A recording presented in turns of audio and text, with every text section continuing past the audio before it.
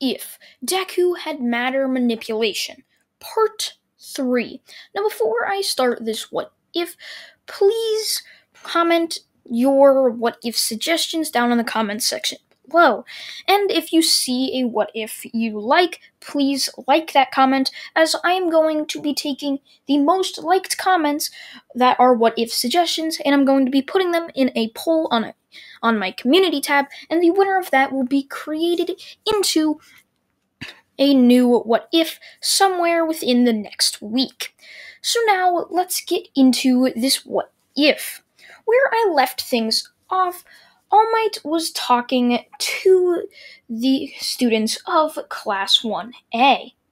Once All Might was done explaining everything for the Heroes vs. Villains assignment they were about to do, he began doing a lottery, sort of like, say, a sports draft, as he would then pick out names, and those names would be paired together.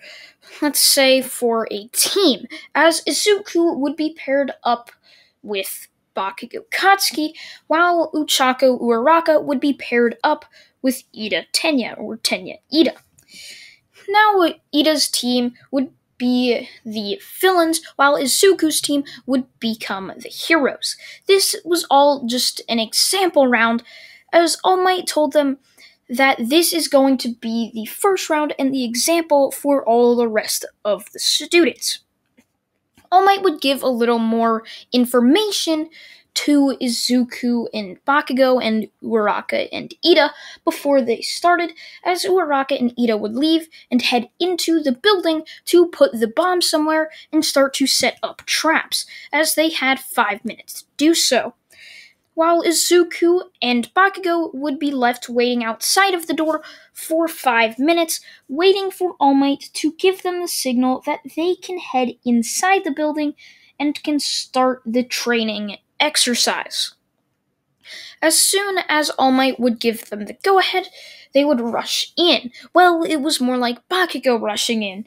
Izuku would walk through the remains of a door, as Izuku would see burns on the walls and just marks of fire everywhere, as Bakugo had used his explosions to propel himself forward, as if trying to prove how slow Izuku was into getting into the building, while himself was just inside so quickly and was going to take down the villain so effortlessly. He was going to be praised by all of the students or his classmates, and how he's going to be told he's going to be the #1 hero someday. That was the scenario going on in Bakugo's head, while it was a scenario that was not going on in anybody else's head. Izuku would continue to walk down the halls calmly, as he would end up finding the stairs. Not being blinded by anger, he would find the stairs easily and noticed that it looked like it had been untouched. Bakugo hadn't arrived there yet. Izuku would only chuckle, thinking how Bakugo was nowhere close to where he was, and how Izuku's going to take him down, or take the villains down, and Bakugo's going to look like an idiot. Now, Izuku and Bakugo don't have a bad history. Remember, in part 1, Izuku had been told he had a very powerful quirk and went off to live in just the UA property.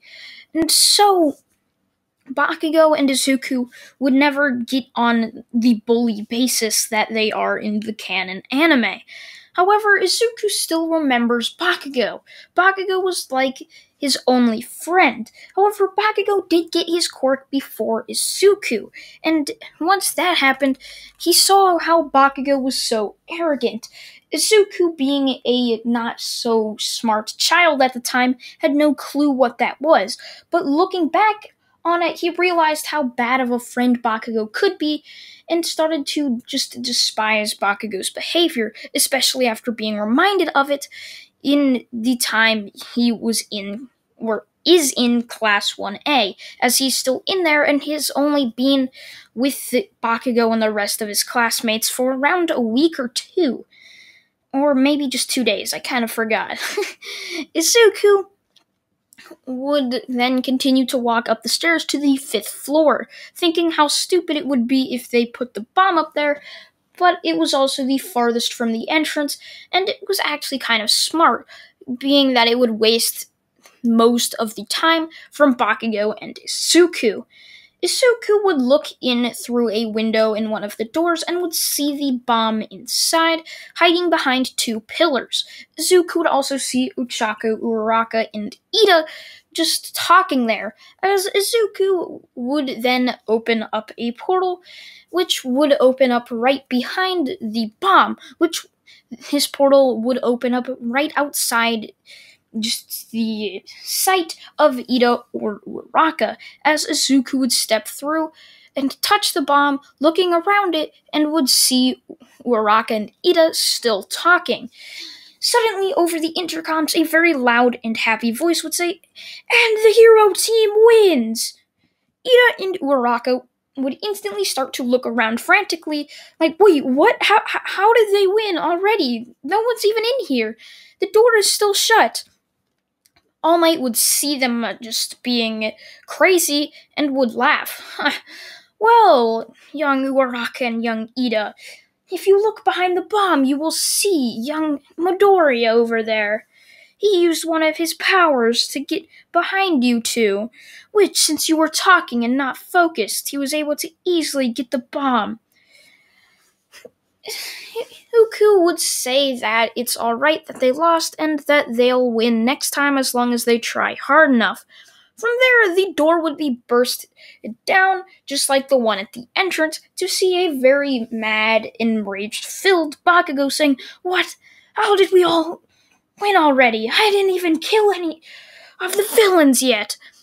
Which Izuku would look at Bakugo, wondering what he was talking about. They won, and he shouldn't be mad.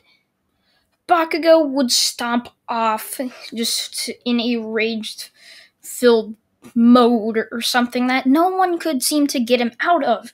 He didn't get to punch anybody's face in, so he was quite angry. Izuku, Uraraka, and Ida would all just walk back to the main surveillance building to where All Might and the rest of their classmates were watching the whole event unfold.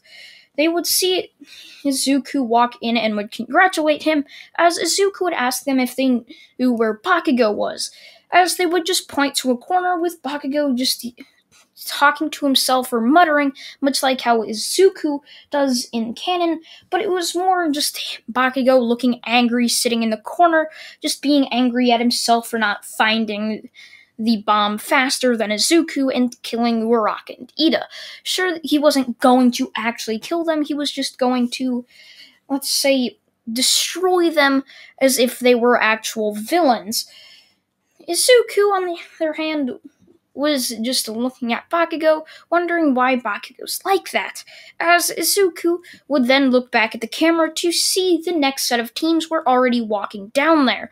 This set of teams would be Todoroki and Momo versus Mineta and Toru Hagakure. These would ultimately end up finishing as the rest of his classmates would end up going, some winning, some losing. At the end of the day, however, All Might would give them advice.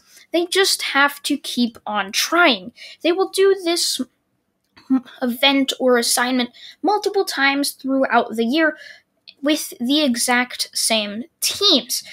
And if they have enough time, or if he gets the go-ahead from Nezu, he'll try to mix it up. The exact same teams, but with the heroes and villains swapping places, and they'll do heroes and villains for each team in one day. It just takes a very long time. So All Might would tell them to keep on trying, and they will eventually win against the team that might have destroyed them. Or they might end up catching the people that just were a mystery to others, like Uraraka and Ida, how they had no clue how Izuku somehow got behind him. The entire class would just thank All Might for the words of encouragement and would go back to the locker rooms to take off their hero costumes and put on their UA uniforms as they would start to head out of the UA building and would start to walk off. They would end up looking in the distance to see multiple buildings under construction, as they would wonder what was going on out there, as they would then continue to walk off. Now, another thing I want you guys to put in the comment section is if I actually built the dorms already. It's been a week, and I kind of forgot if I built the dorms in part 2 or not. I think I did. I have a very faint memory of it. But if I did, please tell me that I did, and if I didn't, tell me I didn't build the dorms in part 2, as that could quite alter the change of this universe. If I already built the dorms, then there's going to be a new building out there that will basically allow Class 1A to get a little bit training in and will hopefully add a bit extra imagination and just fun to this what if. And so, after that, these students would head back to their homes/dorms. Remember, I can't remember. As Izuku would head back to his house. Remember, that was out in the forest. Izuku would be sitting there as he would be looking through a pamphlet that UA had handed out just a couple of days ago, as he would see that a mysterious field trip was planned in just a couple short weeks' time, and that they will be going on that, and it will possibly be quite fun. He also saw that in the agenda they're going to be learning about that, and he hopes that it's not going to be boring, as some field trips that he had in middle school were quite boring. Now remember, he didn't go to middle school, he was tutored at UA. So, to say that his hero teacher sent him on boring field trips is quite sad, saying that they are heroes, supposed to be really exciting and just crazy to the public. And that's where I'm going to leave it off, guys. I hope you guys did enjoy What If Deku Had Matter Manipulation Part 2, or Part 3, sorry. Part 4 will be out tomorrow, Part 5 will be out on Wednesday, and yeah, I thank you all for watching once again, and goodbye.